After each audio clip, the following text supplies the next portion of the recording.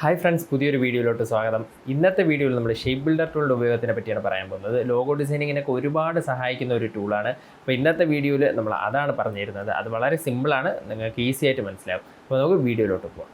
നമുക്ക് രണ്ടിൽ കൂടുതലോ ഷേപ്പുകളെ ഒന്നിച്ച് ചേർത്ത് വെച്ചിട്ട് അതിൽ നിന്ന് മറ്റൊരു ഷേപ്പ് ക്രിയേറ്റ് ചെയ്യാൻ വേണ്ടിയിട്ടാണ് ഷേപ്പ് ബിൽഡർ ടൂള് യൂസ് ചെയ്യുന്നത്.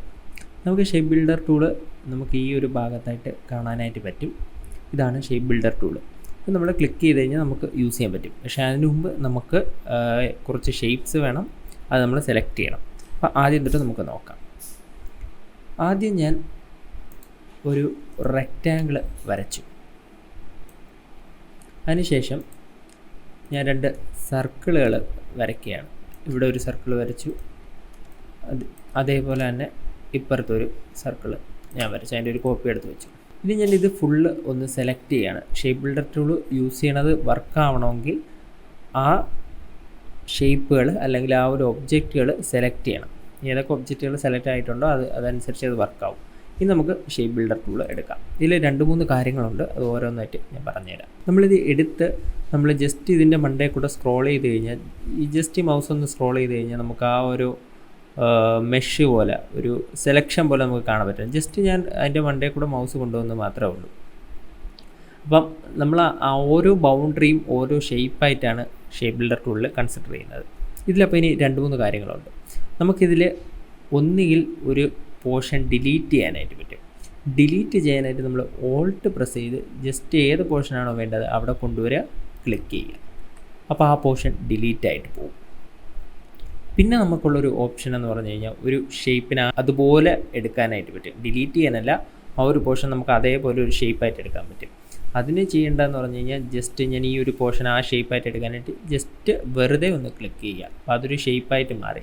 നമുക്കിനി ഇത് വേണമെങ്കിൽ മൂവ് ടൂൾ എടുത്തതിന് ശേഷം ക്ലിക്ക് ചെയ്ത് ഡ്രാഗ് ചെയ്യാനായിട്ട് പറ്റും. ഇപ്പോൾ 2 ഇതാണ് നമ്മൾ പഠിച്ചത്. ഒന്ന് നമുക്ക് ഡിലീറ്റ് ചെയ്യാനായിട്ട് ഓൾട്ട് പ്രസ് ചെയ്ത് ക്ലിക്ക് ചെയ്യാം. രണ്ടാമത്തേത് അതിൻ്റെ ഷേപ്പായിട്ട് ആ ഒരു ഷേപ്പായിട്ട് മാറ്റാനായിട്ട് അതിനെ ജസ്റ്റ് ക്ലിക്ക് ചെയ്യാം. ഇനി ഞാനൊന്ന് അൺഡു കൊടുത്തിട്ട് അടുത്ത ഓപ്ഷൻ കാണിച്ചു തരാം. ഇതിപ്പോൾ 3 ഷേപ്പുകളാണ്. ഇതിലിപ്പോൾ ഏതെങ്കിലും ജോയിൻറ്റ് ചെയ്യണമെന്നുണ്ടെങ്കിൽ നമുക്ക് ഷേപ്പ് ബിൽഡർ ടൂൾ എടുക്കാം. അതിനുശേഷം ഈ ഒരു സർക്കിളും ഈ 3 പോർഷൻസ് ഇത് ഞാൻ ജോയിൻ ചെയ്യാൻ പോവാണ്. അതിന് ജസ്റ്റ് ഇവിടെ നിന്ന് ക്ലിക്ക് ചെയ്യുക, ഡ്രാഗ് ചെയ്ത് ഏതൊക്കെ പോർഷനാണോ ജോയിൻ ചെയ്യുന്നത് അതുവരെ കൊണ്ടുപോകാം. അപ്പോഴത്തേന് അതൊരൊറ്റ ഷേപ്പായിട്ട് മാറുന്നതായിട്ട് കാണാൻ പറ്റും. അപ്പോൾ ഇതാണ് ഇതിൻ്റെ 3 യൂസുകൾ. അതായത് ഒന്ന് നമുക്ക് വേണമെങ്കിൽ ഒരു പോർഷനായിട്ട് ഡിലീറ്റ് ചെയ്ത് കളയാം, അല്ലെങ്കിൽ ആ ഒരു പോർഷനായിട്ട് എടുക്കാം, അല്ലെങ്കിൽ നമുക്ക് അതിനെ ജോയിൻ ചെയ്യാനായിട്ട് പറ്റും. അതുപോലെ നമുക്ക് ഡിലീറ്റ് ചെയ്യണമെന്നുണ്ടെങ്കിലും നമുക്ക് ഇതേപോലെ ക്ലിക്ക് ചെയ്ത് ഡ്രാഗ് ചെയ്താൽ ഡിലീറ്റായി പോകുന്നത് കാണാൻ പറ്റും. അതിന് ജസ്റ്റ് ഞാൻ അൺഡു കൊടുത്തിട്ട് ഞാൻ ഒന്നുകൂടെ കാണിച്ചു തരാം. ഇനി എനിക്ക് ഈ ഒരു പോർഷനും ഡിലീറ്റ് ചെയ്യണമെന്ന് വെച്ചു. അപ്പോൾ ഓൾട്ട് പ്രസ് ചെയ്ത ശേഷം ക്ലിക്ക് ചെയ്ത് ഡ്രാഗ് ചെയ്യാം. ജോയിൻ ചെയ്യാൻ നമ്മൾ ഓൾട്ട് പ്രസ് ചെയ്യാതെയാണ് ക്ലിക്ക് ചെയ്ത് ഡ്രാഗ് ചെയ്തത്. ഇപ്പം ഡിലീറ്റ് ചെയ്യാനായിട്ട് ഓൾട്ട് പ്രസ് ചെയ്ത് ക്ലിക്ക് ചെയ്ത് ഡ്രാഗ് ചെയ്യാം. അപ്പോൾ നമുക്ക് ഇങ്ങനൊരു ഷേപ്പ് കിട്ടി. അങ്ങനെ ഇത്തരത്തിൽ പല ഷേപ്പുകൾ ജോയിൻ ചെയ്തുകൊണ്ട് നമുക്ക് പല ഷേപ്പുകൾ ഉണ്ടാക്കിയെടുക്കാനായിട്ട് പറ്റും. ലോഗോ ഡിസൈനിങ്ങിലൊക്കെ നമുക്കിത് വളരെയധികം ഉപകാരപ്പെടും.